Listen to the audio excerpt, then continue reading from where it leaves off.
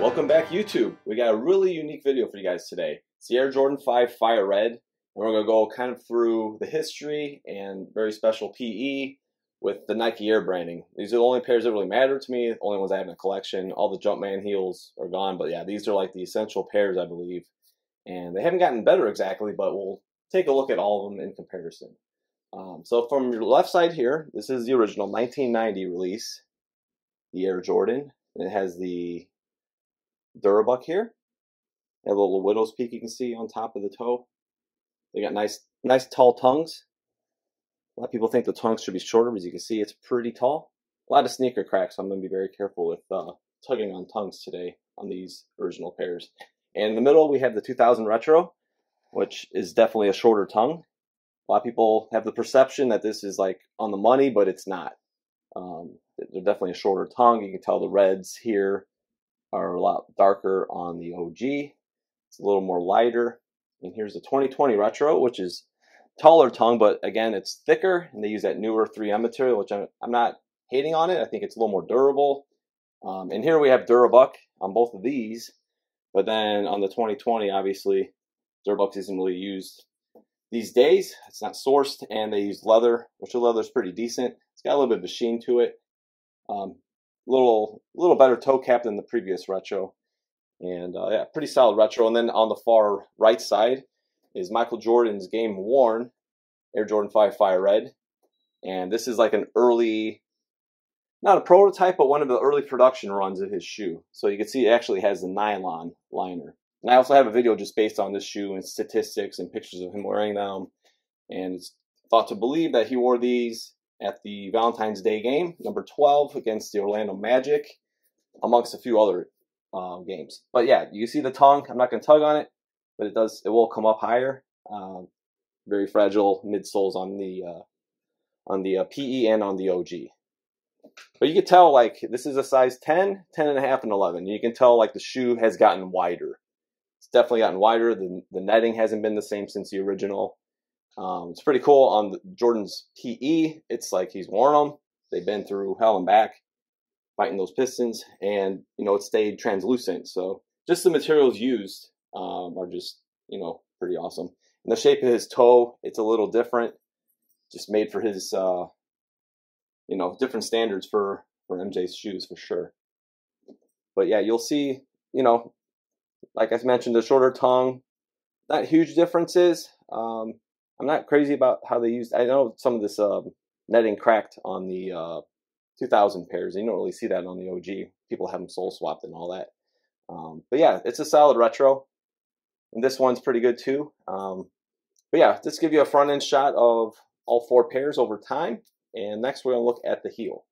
All right, now we're looking at the heel shot, and you guys could see the ankle bubbles on the OG and his PE especially are even thinner on this pair. And like his later Jordan 5 PEs with like this more like softer cotton instead of the nylon, you can tell it's a little more padded. So I believe he had his socks a little thicker when he wore this. Even the tongue, you can see is nylon, where it says Air Jordan. And the Durabuck, it's a little more pigmented. If you get really close, if you look at the Durabuck itself, you can see it's very almost porous, pigmented. It's a little more smoother, harder to see the grain, but you can definitely see it on the original still. And then you got the bigger ankle bubbles as you go to your left. This is the 2000 Retro, and even wider shoe, bigger bubbles on your 2020 Retro. The branding on MJ's pair is actually a little larger. I mean, scaling size, that could be definitely a thing between a 10 and a 13, obviously. But still neat to see side to side just his specs. We have the Air Jordan tongue here. You can see on the size 10 OG, we already saw the PE, and this one's actually not upside down on the 2000 Retro, which it should be, and then they got it back right here. A lot of people don't like the tongues, but it's not bad. I'd rather have it taller than a short tongue with a little more padding, so it's not a terrible thing. But yeah, as time goes on, more oxidation, more sneaker crack, and just part of the game. So when I display these, I kind of keep them on on these displays with the UV protective case. These all stay in the box. We also busted out, this is a piece of the floor from Chicago Stadium, the white line you see in the previous half of the video. And we're going to very carefully kind of just go toe to toe on a few of these and show you guys a few examples. All right, so here's your standard OG 1990 release, size 10. And to your right, you have Michael Jordan's PE Game Used. And his toe box is just really long. It's like a completely kind of a different layout, this early version. Really sleek. The netting is larger. It's much larger here than you would see on the OG to the left.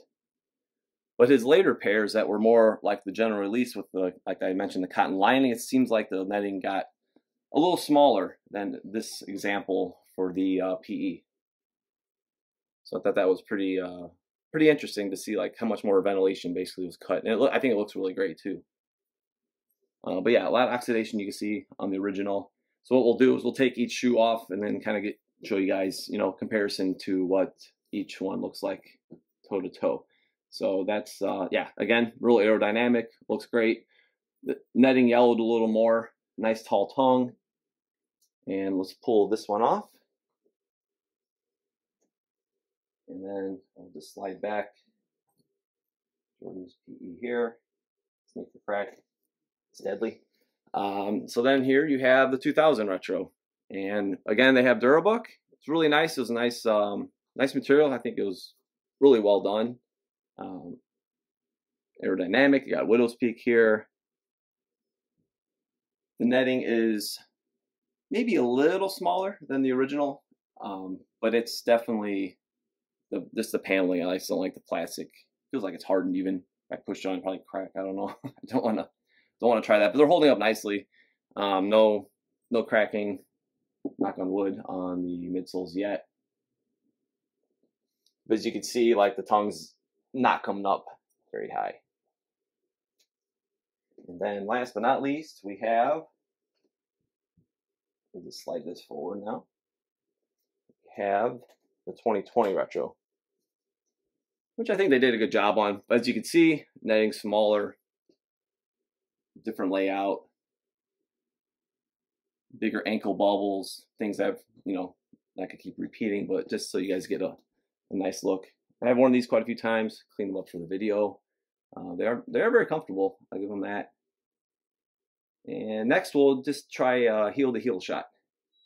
All right, we're looking at heel to heel. We're actually going in reverse. So we're gonna go MJ's PE to the newest to the oldest. That way I don't have to move the other 90. It's really fragile. You guys will see once we get down there. So we'll start off with the 2020. And as I mentioned earlier, ankle bubbles, definitely thicker padding. And you got even here, it's like, you know, thicker, like just on the lining going into the shoe itself. This is really narrow. It's a lighter red, smaller netting. And you can tell definitely the difference between Durabuck that's got that patina on it to the leather.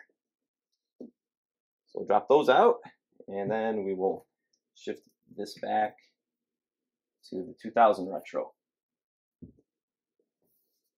So again, the netting is just slightly larger.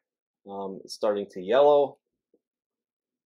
It's a little, I think it's a better color red than the other. I think it got lighter, honestly, as like the 2020. This one's a little deeper, and then the OG's a little deeper red, a little more vibrant as time went on.